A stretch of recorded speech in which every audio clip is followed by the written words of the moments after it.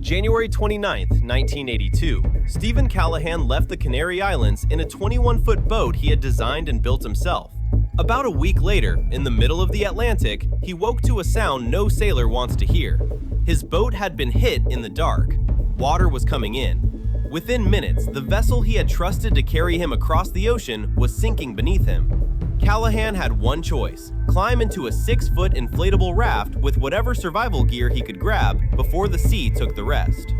No engine, no radio rescue, no drinkable water around him, even though water stretched to every horizon. And when the rope connecting the raft to his boat came loose, the last solid piece of his old life disappeared into the Atlantic. This is the man the ocean couldn't kill. For 76 days, one man drifted alone in a tiny raft while the ocean gave him no food, no fresh water, and no way home. Ships would pass without saving him. His water-making system would become a daily fight.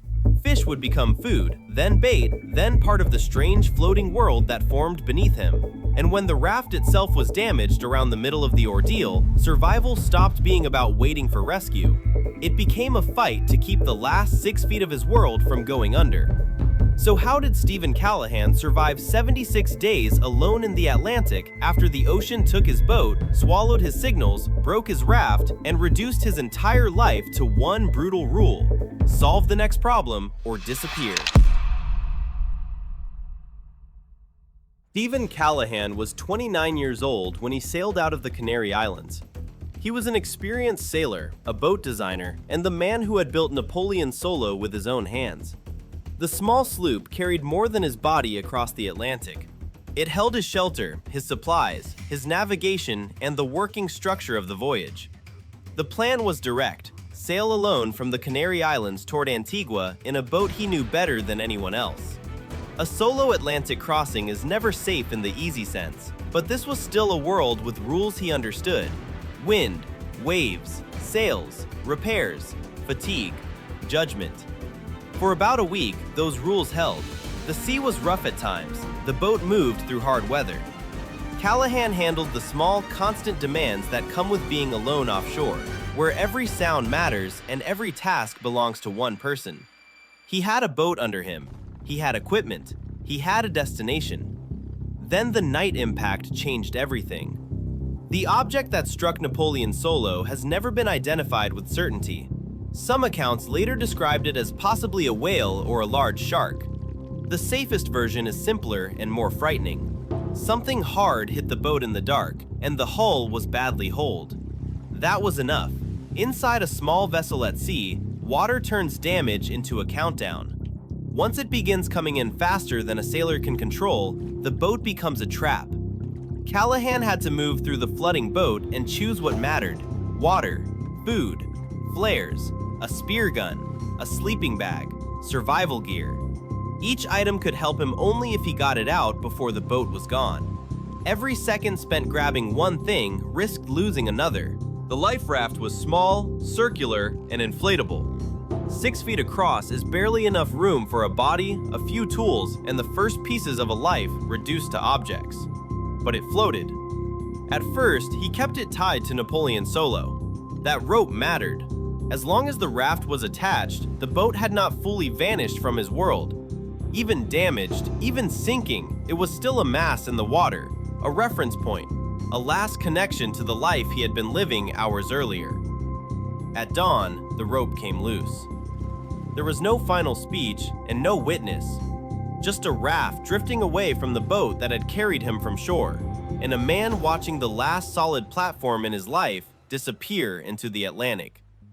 From that moment, Callahan's world became smaller than most rooms. The raft had no real way to take him home. It could drift, but it could not choose land. It could float only as long as the tubes held, the seams held, and the sea allowed it. It kept him above the Atlantic by inches. Around him was water in every direction. None of it could be drunk. That is one of the harshest facts of being lost at sea. The thing surrounding you can kill you if you take it into your body. Fresh water becomes more important than distance, comfort, or hope. Callahan had some supplies, but supplies only delay the crisis.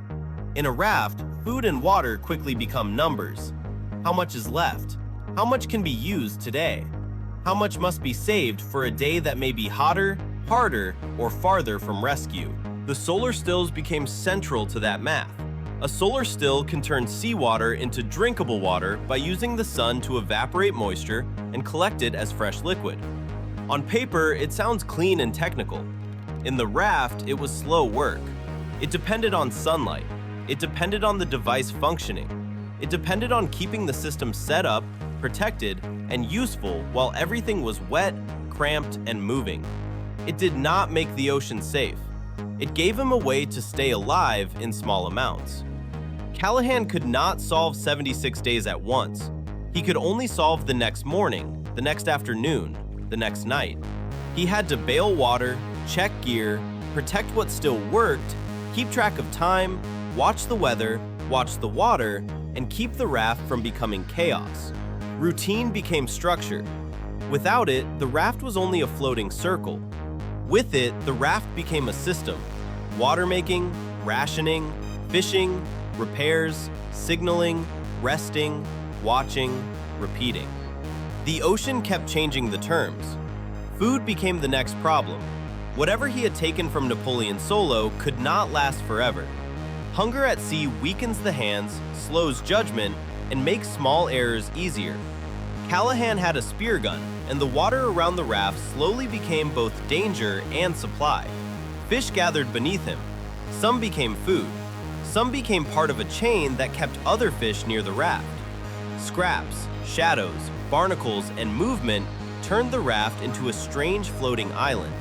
The same raft that isolated him also attracted life. That helped him survive, and it made the boundary between raft and ocean feel thinner. Fish moved under him. Birds would matter later. At times, sharks belonged to the surrounding world too, though the real pressure was steadier than a shark story.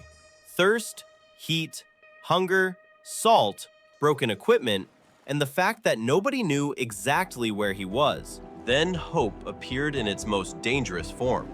Around the second week, Callahan saw a ship. For a man alone on a raft, a ship is land, people, water, food, radio, shelter, and the end of the drift. The outside world had returned to the horizon. He fired a flare.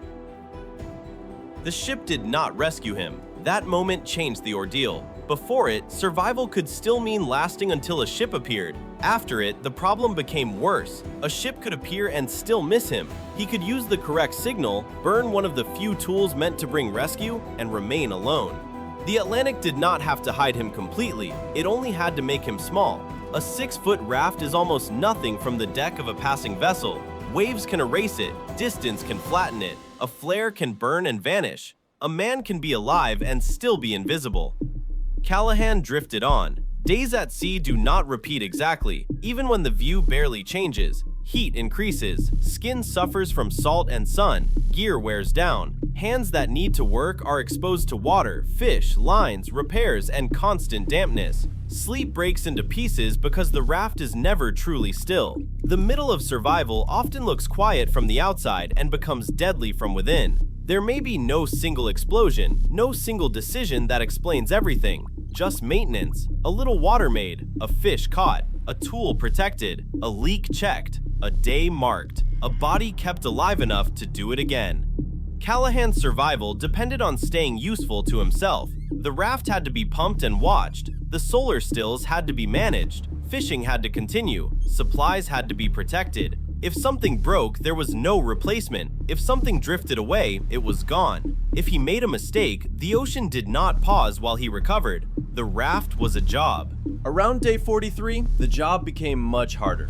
The raft was damaged. Until then, the raft had been the answer to the loss of Napoleon Solo. It was small, miserable, exposed, and limited, but it floated. It was the one object between Callahan and the water. Now that object had its own wound. For roughly 10 days, he struggled to keep it afloat and repair it. A repair at sea is not like a repair on land. The workplace moves, the surface is wet, the body is tired, tools are limited, materials are limited, time is limited. Every patch and every pump matters because there is no backup raft. The danger became simple. If the raft failed, the story ended in the water. That period made every other problem sharper. Repair work uses strength. Strength depends on food and water. Food depends on fishing. Water depends on the stills. The stills depend on sun, function, and care. Each piece leaned on the others. One serious failure could pull the rest down with it. That is why Callahan's survival cannot be reduced to one lucky object. The solar stills did not save him by themselves. The spear gun did not save him by itself. The raft did not save him by itself. Survival came from making all of them work together for one more day. Still, the outside world did not arrive. Passing ships had already failed him. The flare had failed to bring rescue. There was no confirmed formal rescue operation tracking his raft across the Atlantic. Beyond the horizon, he was not a clear target moving across a map.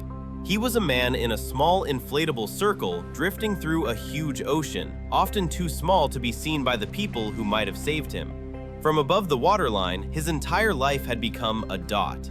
The days continued to strip him down. The original supplies were no longer the center of survival. The system he had built inside the raft was what mattered now. Water from the stills, fish from the sea, repairs to the raft, routine in the mind, the log, the watching, the waiting without becoming passive. Waiting alone at sea can become dangerous. Callahan could not afford to let waiting take over. He had to keep acting even when action did not produce rescue. He had to keep making water with no land in sight. He had to keep fishing even if rescue might come tomorrow. He had to keep repairing the raft even if no one ever saw it. Every task was a vote for a future he could not confirm. As the raft drifted farther west, the world around it changed. He moved into hotter tropical waters. Signs of life became more noticeable. Fish gathered. Birds became more important. The damaged, patched raft was no longer only a thing floating on the sea. It had become a small center of activity in open water. That would matter later. Before it saved him, the system began to fail. In the final days, the solar stills began giving him trouble. His remaining water was dangerously low. After more than 2 months alone, his body was depleted. He had lost a severe amount of weight. The raft still floated, but floating was no longer enough. A raft can remain above water while the person inside runs out of what the body needs. There were signs that land might be closer, changes in birds, hints that the open ocean was giving way to a different zone. But signs are not rescue. Birds do not carry water. Distant lights, if seen, do not pull a raft to shore. A weakened man still has to last long enough for someone else to notice that the small shape on the water is not debris. By then, Callahan had survived the impact, the sinking, the separation from Napoleon Solo, the first rationing, the failed flare, the long drift, the fishing, the heat, the isolation, and the raft damage. The last stage did not care how much he had already survived. The ocean did not give credit for effort. On the 76th day, near Marie Galante in Guadeloupe, fishermen noticed birds. The rescue did not come because a flare finally worked. It did not come because a ship had been tracking his position. It came because the raft had created a sign. Fish had gathered around it. Scraps and movement had built a small ecosystem. Birds were drawn to that activity. The fishermen noticed the birds, and the birds led them toward the raft. The floating world that had formed around Callahan's isolation became the thing that made him visible. When the fishermen reached him, Steven Callahan was alive. That sentence carries 76 days of work behind it. Alive after the boat he built went down. Alive after the rope came loose. Alive after the ships missed him. Alive after making water from sunlight, catching fish from the sea, patching the raft, and continuing through days when the horizon gave nothing back. Rescue ended the drift. It did not erase it. Callahan was severely weakened. He had lost about 1/3 of his body weight. He needed care and recovery after more than 2 months of hunger, thirst, sun, salt, exhaustion, and confinement. His body had paid for every extra day the raft remained afloat. Later, he wrote Adrift, 76 Days Lost at Sea. His survival became one of the best-known modern accounts of being alone on the ocean. But the force of the story is in what survival looked like while it was happening. From the outside, 76 days sounds like one huge number. Inside the raft, it was smaller and worse.